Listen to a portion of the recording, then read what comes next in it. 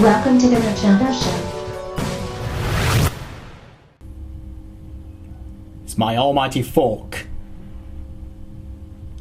How did you get in this video? Why, hello there! My name is Richard and welcome to the inaugural episode of The Richaado Show, a newest venture in the realm of video game reviewing, which I know has been done to death, but I think that my video game collection, mostly centered around the PlayStation 1 and PlayStation 2, has some fairly interesting games in there that haven't been done nearly as often as others have, and they'll all be put under my scrutiny, given a rating, and ultimately be put into either the treasure list or the trash list. So, the weather outside is pretty naff out there, so that makes it the ideal time for me to start my first review, and today we're going to be looking at this old chap. You all know and love him as Rayman. What? You don't? Well, I guess I can't totally blame you for not noticing him under the great cumulonimbus of popularity that Mario and Sonic enjoyed in the mid-90s. Coming out as British folk from French outfit Ubisoft in December 1995, less than a year prior to the likes of Mario 64 and Crash Bandicoot, this lovely 2D platformer charmed us all with colourful worlds, smooth animations, likeable music, and then came its sequel, of which I owned the enhanced PS2 port, and strangely enough, an educational game of all things. Look, miss, I know my ABCs because I played a video game with Rayman in it. So you see guys, video games don't make us violent, they can turn ordinary minds into brilliant ones, students into scholars, water into wine! Oh no? So didn't think that one through. Biblical miracles aside, we now turn our attention to the next Rayman game. Rayman M. Rayman M. It's Rayman M. N-O-P-Q-R-S-T-U-V-W-X-Y-Z. Before we all get into a hissy fit over it, yes, I know that in North America they had a version called Rayman Arena on the GameCube and the original Xbox. But for the sake of this video, I'm sticking to the PlayStation 2 version of the game. So shut ya bloody trap holes! And here, the N stands for multiplayer. It even says so on the box art. So, a Rayman multiplayer game, eh? We all know that Mario Party handles multiplayer party gaming well, and Sonic Shuffle makes a hash of it. So where does this one fit in? Well, I'm here to delve in and find out, so you don't have to. Let's fire up this bad boy. First things first, what language do we want? But of course, we want the French language to honor the French geniuses who conjured this game, no? Worst French accent ever. Ah well, English it is. Oh look, it's a pretty tweet-top scene with nice music and two guys running around and okay. So what was with that wholly unprovoked attack then? Hey you! Big guy, I'm talking to you. What did he ever do to you, eh? You big bully? Just look at this horrible scene.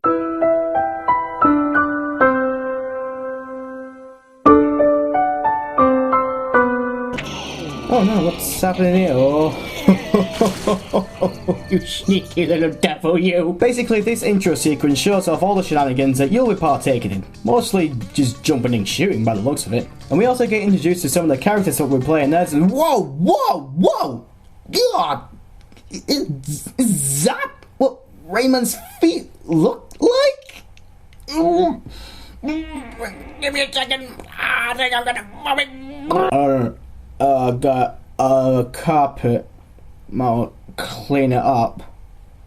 Maybe put some disinfectant on it. So now that all that's done, let's start up a new save file. And what's my name?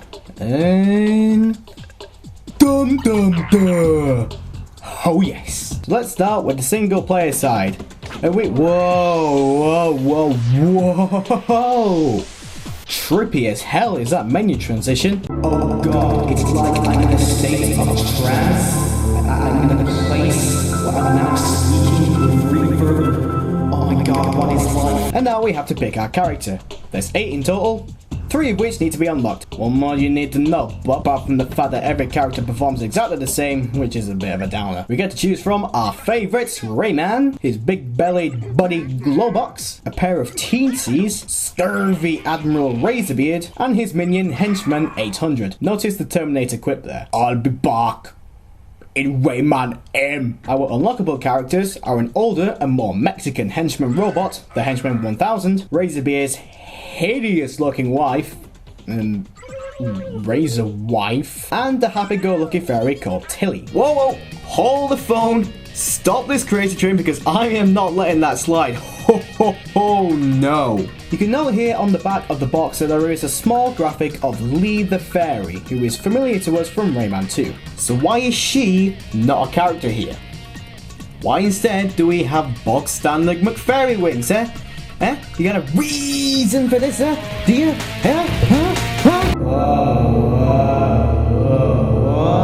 And now we pick the stage and the game mode. Note that we have 5 leagues to choose from, each with 6 stages split into racetracks and battle arenas for the 2 playing styles that Rayman M offers. Also note how these menu screens make you use the analog stick to pick your stage or options. Luckily it is a neat idea and it doesn't cause too many problems. So first let's talk the racing mode. You have 4 game types available. Training is your basic time attack mode and lets you learn the circuit.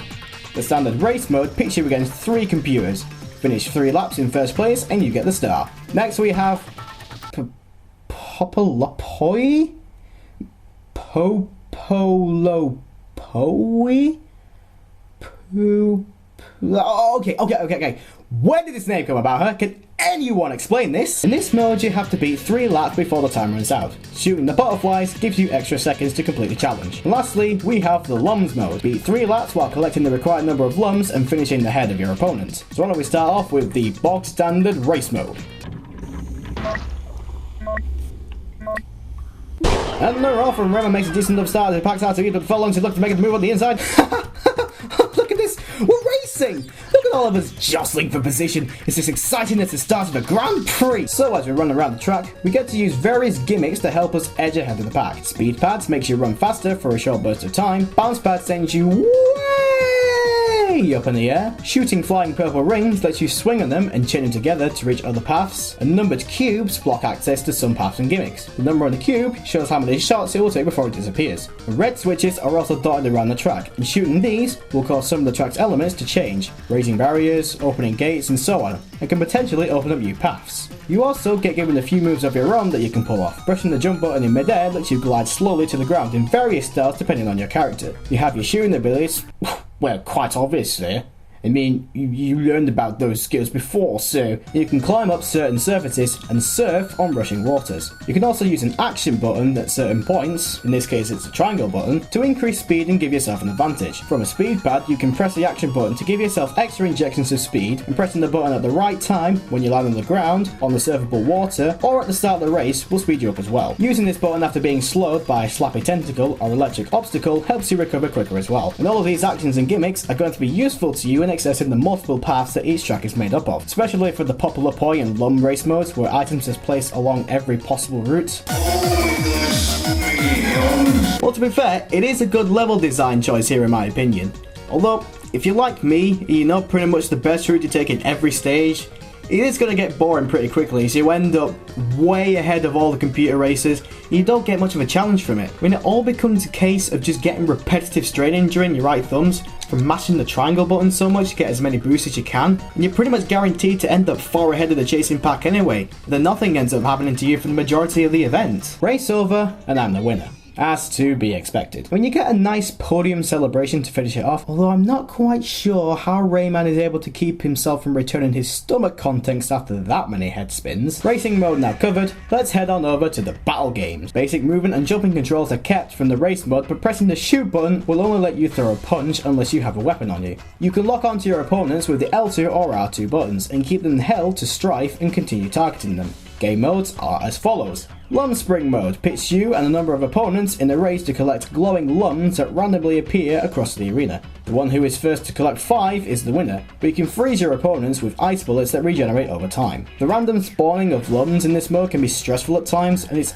really all down to luck if the next one should spawn near you. This can often make games erratic at times and sometimes ridiculously short. I mean, I just want to watch this video as an example of how insanely short a game can end up being.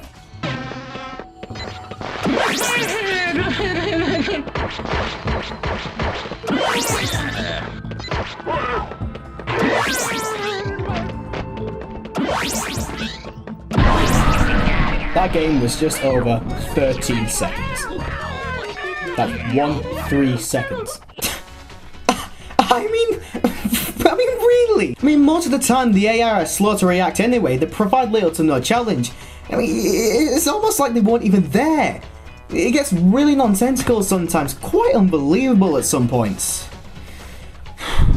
Right, moving swiftly on. The second mode is the Lum Fight, easily the best mode in the entire game. You pick up the generators to gain a weapon and unleash it upon your opponents with the shoot button. Every player starts out with 5 hit points. Reducing an opponent to 0 hit points gives you 1 lum, and the first to 5 lums is the winner. Here I have a rundown of all the weapons in this mode and the amount of hit points they deal in damage. And as I say, it is easily the most fun mode of them all. Just the amount of havoc and craziness that can happen in a single fight. The final mode is Capture the Fly. Find the fly and try to hold onto it. Every few seconds you hold the fly gives you a point, and the first 10 is the winner. Players can, however, use rubber bullets to steal the fly from you, and these regenerate over time as well. Give me that! It belongs to us now! Although it is a decent concept, it is, however, let down again by the AI in some parts. Since you run faster when you hold the fly and the AI often have lazy shots in the early levels, you can just run around the edge of the map and be all, "Bitch, I don't give a damn!" And you just won't ever get hit, and it's just not that challenging. Wow.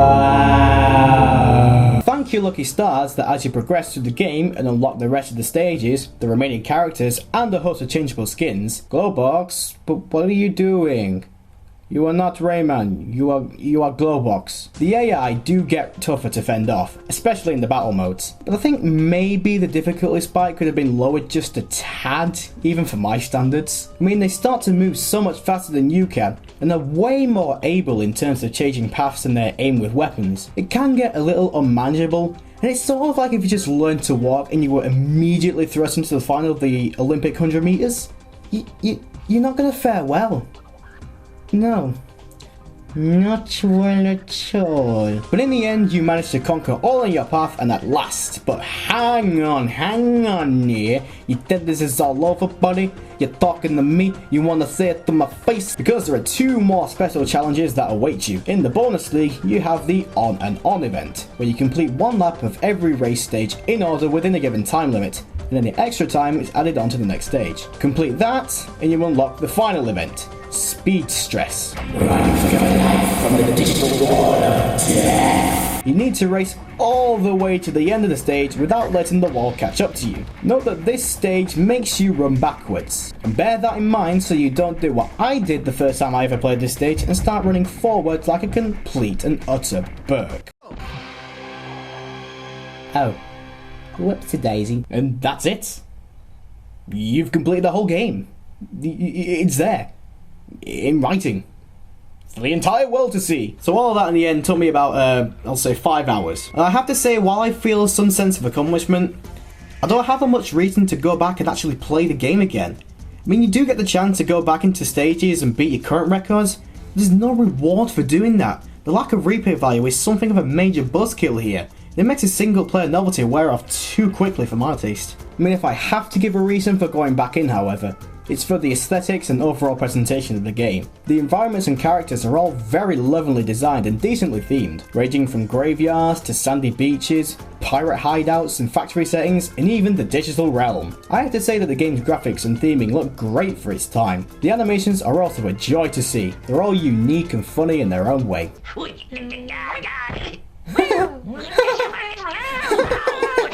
The music and sound effects are also great. Each character is given their own theme song during race mode, and the music is dynamic as you play, changing riffs as you hit checkpoints. Though I do have some concerns with the voice acting of some of the characters, however.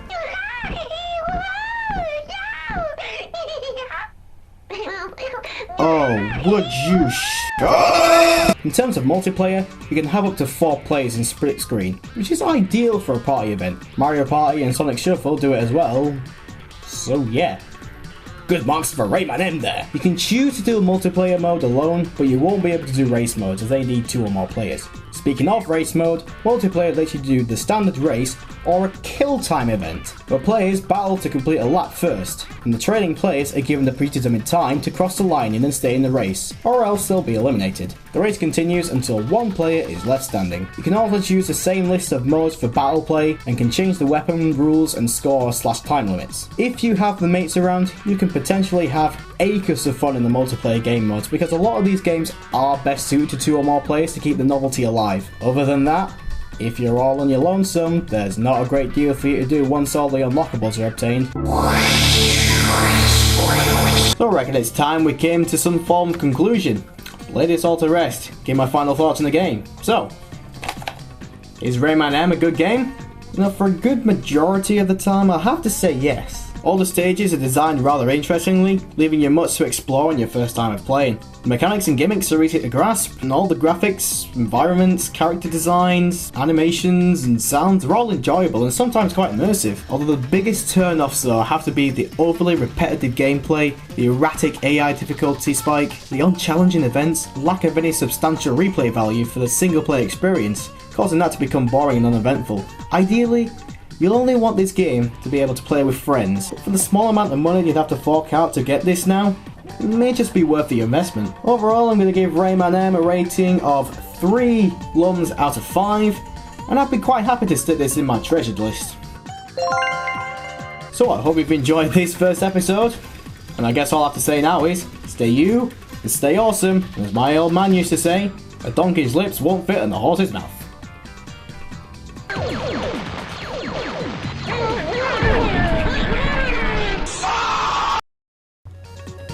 Hey, thanks for watching, you lovely people.